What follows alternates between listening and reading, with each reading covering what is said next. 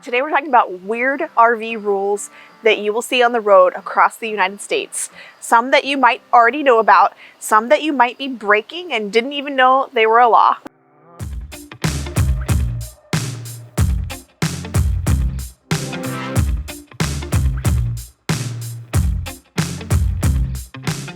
Welcome back to No Ordinary Path. I'm Kristen. This is Dorothy behind me, our 44-foot toy hauler. My husband John is a travel nurse and we travel across the country with our 3 kids and a dog, and we are on to our 5th year of traveling full time.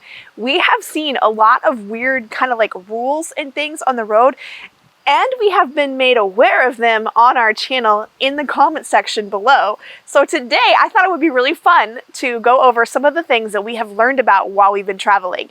Now, this is mostly for entertainment, but I hope that you do find some of this information useful, and then you can take that information and look it up if you are going to be traveling into certain states under some of these conditions. The reason this came about was because I was looking up laws for our toy hauler because of our size. We're 44 feet long. People have been commenting certain things on our videos, and most recently we got a comment about not being able to drive on Parkways in New York with an RV, and I was like, what? I didn't see any signs about that. I don't know anything about that. And turns out that's absolutely true. In fact, most of New England, you cannot take your RV on Parkways. When we were traveling on Ontario Parkway in New York, apparently we were doing so illegally. Should I admit that on here? I don't know if I should admit that. Anywho, the next one is mud flaps. In many states, mud flaps are required. Do we have mud flaps? Maybe I should take a drink of my coffee for every law that we have broken. Have not put mud flaps on the new dually since we've had Dorothy here, which is something that we want to take care of, but we just have not yet. There are certain states that it is required, and there are also different restrictions like how much clearance you have as to whether you need mud flaps or not, but they are just good to have anyways, because look at what happened when we took Wendy, our travel trailer, into Alaska without mud flaps. Moving on. In California and in many states, if you are towing, you cannot exceed 55 miles an hour. And I thought, oh, that's a U-Haul thing. But no, it's actually a law in some states that if you are towing, you cannot exceed 55 miles per hour, even if the speed limit says 70. Speaking of speed limits, did you know that in some states there is a difference between the night speed limit and the daytime speed limit? We've discovered this, I believe we were in Texas, traveling through Texas, and there were different signs, and I think it was only like a 5 mile per hour difference, but pay attention because it might apply to you. The next 3 are gonna be all about the length of the RV, the width of the RV, and the weight of your RV or your trailer pull behind. Some states, you cannot have more than a total combined length of 60 feet. So with our 44-foot toy hauler and our dually long bred pickup truck, I'm not sure. We've never measured. We may actually be over the 60-foot mark, and in some states, that's not legal. I didn't know this. Specifically, Connecticut is a state where you cannot be longer than 60 feet total. Now, there are states like Alabama that your trailer cannot be longer than 40 feet. So not really sure how you would travel in Alabama with a 44-foot toy hauler. Maybe it's just you can't get a license. I'm not really sure the exact specifics, but I found that to be really interesting. So in the state of Alabama and many other states, you cannot have a trailer that is wider than 8 feet without a special permit or driver's license. Inside, she's 96 inches across, so I'm guessing she's a little bit wider than 8 feet, but I've never taken a tape measure to her. So we've talked about the length and the width. Let's talk about weight. The weight of your trailer in some states makes a difference, especially in the state where you reside and you're registering it or getting your driver's license.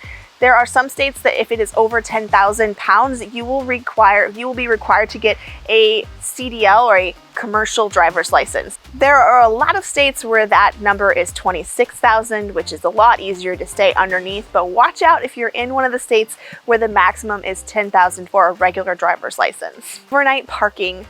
Overnight parking is something that we do a lot. We specialize in boondocking, lot docking, mooch docking. We have a whole bunch of information up here on our website about how we do that.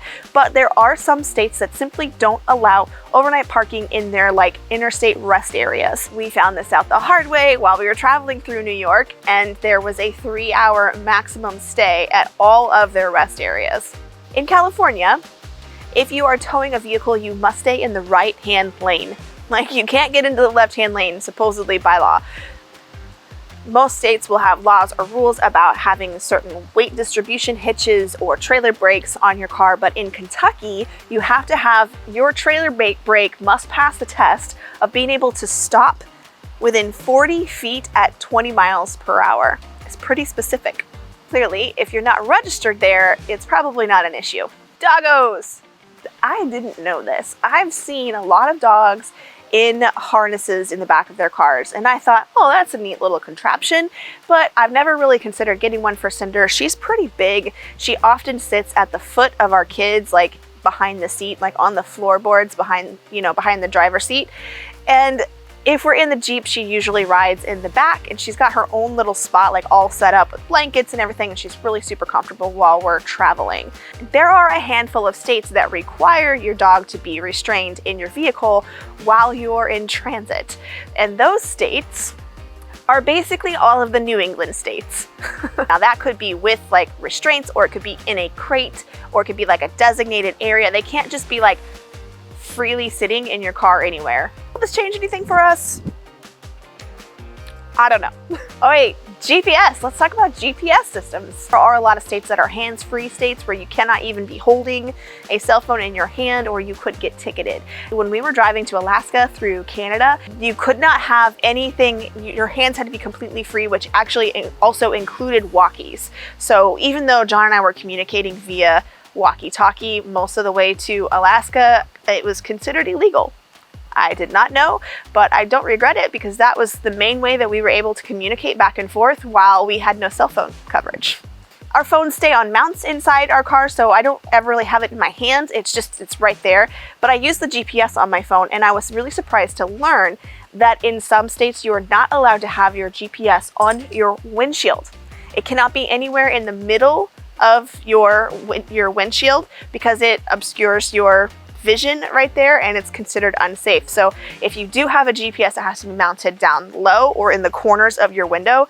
In several states, I had no idea. A law that you might not be aware of is that in many states, it is illegal to have headphones or earbuds in your ears while you're driving, which is a huge deal for me because I have rowdy children, and oftentimes I will put my headphones in just so I can have a peaceful drive. But apparently, that is considered dangerous and illegal in many states. Now, there are some states that make an exception if you have just one in and you can keep the other one out, which is also a good practice and one that I do often, because then you can hear the other things that are going on. Those are all of the things that are illegal. Have you broken any? I mean, you don't have to admit it here because I don't want to get anybody in trouble. I mean, we've certainly never broken any of those rules. Let's talk about things that people think are illegal that aren't actually illegal. One thing I will say is just because it is not illegal doesn't mean that it is safe to do. First up, weigh stations.